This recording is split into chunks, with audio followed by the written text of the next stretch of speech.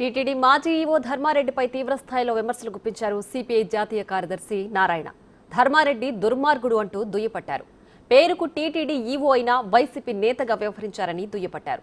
Laddu కల్తీపై supreme court వెంటనే విచారణ చేపట్టాలంటున్న CPI జాతీయ కార్యదర్శి నారాయణతో మా ప్రతినిధి శివ ఫేస్ టు ఫేస్. కలియుగ ప్రత్యక్ష దైవం శ్రీ వెంకటేశ్వర స్వామి తిరుపతి లడ్డూ ప్రసాదంపై వివాదం కొనసాగుతుంది. ఈ లడ్డూ ప్రసాదంలో కల్తీ నెయ్యి, పంది, అలాగే ఇతర కొవ్వులు వాడుతున్నారు. మాంసకృతులతో కూడిన కొవ్వులకు సంబంధించిన నూనెలు వాడుతున్నారనేది ప్రధానంగా ఒక వివాదం కొనసాగుతుంది. దీనిపై మనతో మాట్లాడేందుకు సిపిఐ జాతీయ ప్రధాన కార్యదర్శి నారాయణ గారు ఉన్నారు. వారిని అడిగి ఈ వివాదంపై ఆయన ఏమంటారు, అసలు ఇది నిజమా కాదనేది ఆయన మాటలోనే అడిగి తెలుసుకున్నాం. సార్ చెప్పండి, ఇప్పుడు ఒక వివాదం అయితే కొనసాగుతుంది. పవిత్రమైన పుణ్యక్షేత్రానికి సంబంధించిన లడ్డూ ప్రసాదానికి సంబంధించి ఒక వివాదం కొనసాగుతుంది. కల్తీ నెయ్యి లేదా పంది కొవ్వుకు సంబంధించిన నూనెలు వాడుతున్నారనేది ప్రధానంగా వివాదం కొనసాగుతుంది. దానిపై మీరేమంటారు? తిరుపతి తిరుమల దేవస్థానం అనేది అదొక ధార్మిక సంస్థ, కానీ కమ్యూనిస్టులుగా మాకు దేవుని పైన పెద్ద భక్తి లేకపోయినా రెస్పెక్ట్ ఉంది ఆ ఇన్స్టిట్యూషన్. ఎందుకంటే రోజుకు 1,00,000 మంది జనం వస్తారు, దాదాపు 20,000 మంది ఉద్యోగులు పనిచేస్తారు, ప్రపంచవ్యాప్తంగా భక్తులకు వస్తున్నారు. అలాంటప్పుడు దాన్ని అపనమ్మకం చేయడం కరెక్ట్ కాదు. అయితే ఏం జరిగింది ఇక్కడ, ఒకప్పుడు పబ్లిక్ సెక్టార్ నుంచి ఈజే డైరీ నుంచి ఆడి తెరుచుకునేవాళ్ళు. ఇప్పుడు వైసీపీ వచ్చిన తర్వాత అందరూ ధర్మారెడ్డి చాలా నోటోరియస్ ఫీల్ అవుతున్నాడు.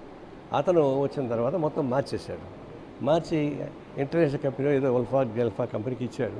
వాళ్ళకేమో చరిత్ర బ్యాడ్ హిస్టరీ ఉంది, ఇది విదేశాల నుంచి కూడా దిగులు తెప్పించుకుంటుంటారు. అందువల్ల ఈ కల్తీ ఉందని చెప్పేసి అనుమానం వచ్చింది. దాన్ని టెస్ట్కి పంపించారు. ల్యాబొరేటరీ కూడా ఇది అచ్చమైన ఆవు నెయ్యి కాదు అని తేల్చేశారు. ఏమేమి కలుగుతుంది తర్వాత విషయం. ఎప్పుడైతే అచ్చమైన ఆవు నెయ్యి కాదంటే కల్తీ వచ్చేసేట లెక్క. ఇది చాలా ప్రమాదం. ఒకటి, దానివల్ల అనారోగ్యం ఒకసారి తెలియదు, ఎందుకంటే టేస్ట్ చేస్తారు తప్ప రోజు తింటారు కదా తిరుపతిలో. భక్తి కోసం కళ్ళ కత్తుకొని తినేవాళ్ళు తప్ప తినాలని స్వీట్ తినేవాళ్ళు తినే కాదు. చాలామంది స్వీట్ తింటారు, భక్తి లేని తింటారు బాగా. అదొకటి. ఇది వివాదం ఒకటి వచ్చేసింది. ఇదేమవుతుంది, పిలిగ్రిమ్స్ మీద దెబ్బ కొట్టే ప్రమాదం ఉంది. పిలిగ్రిమ్ భక్తి మీద విశ్వాసం దెబ్బతీస్తే కొండ ఆదాయం పడిపోయే ప్రమాదం ఉంది, డెవలప్మెంట్ పోతుంది. ఒకటి. ఇంకొకటి, పోనీ సెంటిమెంట్స్ వస్తుంది కాబట్టి దాన్ని దాచిపెడదామంటే అది అనారోగ్య సమస్య. దాన్ని దాచిపెట్టడం మంచిది కాదు. దాని రెడీ వచ్చేసింది కాబట్టి దీని నుంచి ఒక సుప్రీంకోర్టు వెంటనే జోక్యం పుచ్చుకొని ఎక్స్పర్ట్స్తో కమిటీ వేసి ఈ వివాదానికి ఒక పరిష్కారం చూపించాలా. లేట్ అయ్యే కొంది రాజకీయాలు ఏంటంటే మొత్తం దిగజారిన రాజకీయాలు. ఆ దిగజారిన రాజకీయాలు ఎవరు ఏం చెప్పినా నమ్ముతారు జనం. అందులో ధర్మారెడ్డి లాంటి వాడు దానికి ఈవో అయిన తర్వాత ఏమి చేసే అనుమానం పడతారు. అతను అట్లాంటి చరిత్ర కలిగినవాడు, హీన చరిత్ర కలిగినటువంటి వేత్త. పొరపాటు అతను ఐఏఎస్ ఆఫీసర్ ఉన్నాడు, కానీ హీన చరిత్ర. ఆయన వచ్చిన తర్వాత మొత్తం పాలసీ మార్చేసాడు. మార్చిన తర్వాత ఢిల్లీ ఒక కంపెనీకి అప్పగించాడు. ఆ కంపెనీ చరిత్ర అయితే అంతర్జాతీయ స్థాయిలో దానికి ఉన్న వ్యాపారాలు ఉన్నాయి. EO is the main policy making decision.